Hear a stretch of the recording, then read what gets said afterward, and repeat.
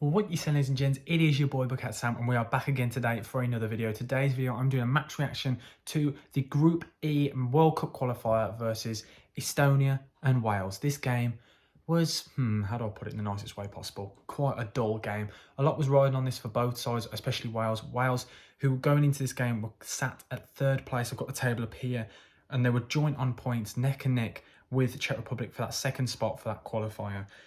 And they need that second spot so badly. But going into this game, Wales obviously not with the best goal difference. They currently have one now after this game. They really needed goals. And looking at the starting lineup that they went for, they did everything they could to get goals. They put on all the players that they could that were fit. And there are some firehouses, some proper big players. When you look at that squad, when I looked at the starting line, I've got Sorba Thomas on the left, playing left wing back, Harry Wilson, Joe Allen, Aaron Ramsey, Dan James, Kieffer Moore, Connor Roberts. It was a very, very attacking side. Lots of goals on that side. Yes, obviously they're without Gareth Bale, but they still have a very strong side. And what I found really odd today was the formation.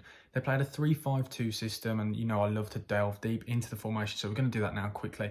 Dan James played as a striker here, and he was more of a fluid striker where he kept hopping between the two wings, and then they had five across the middle with Connor Roberts on the right and Sorba Thomas on the left. And Sorba Thomas, I thought the Huddersfield man was absolutely awesome, going down that left, bombing on backwards and forwards throughout the game. Same with Connor Roberts.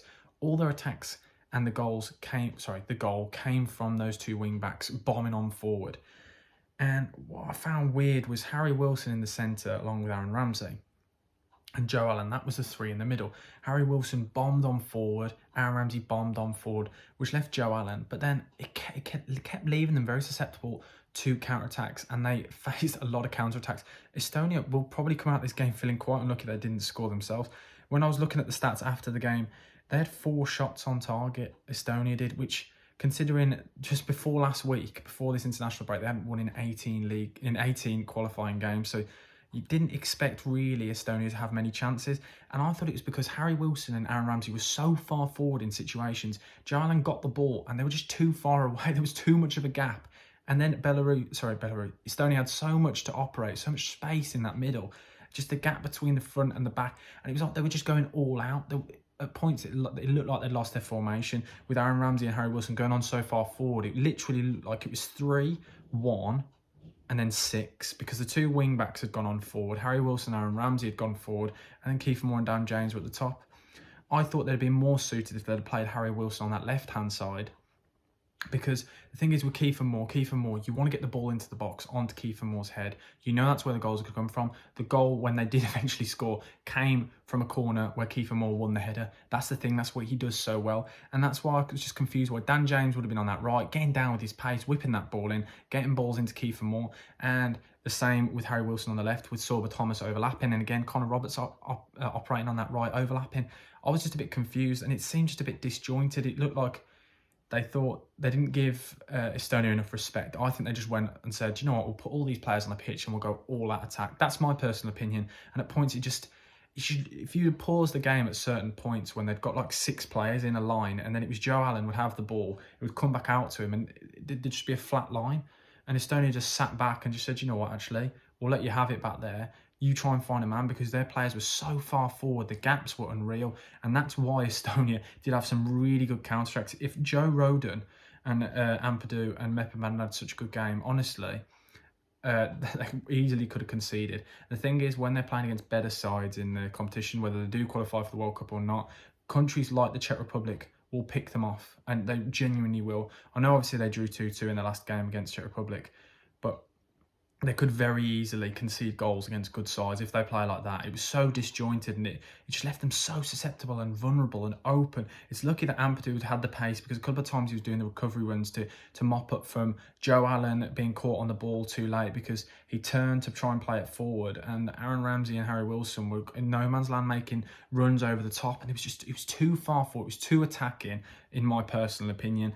As I said before, Sorba Thomas, who I've said all season, I did talk about him in the Championship video, I think he's an absolute corker of a player.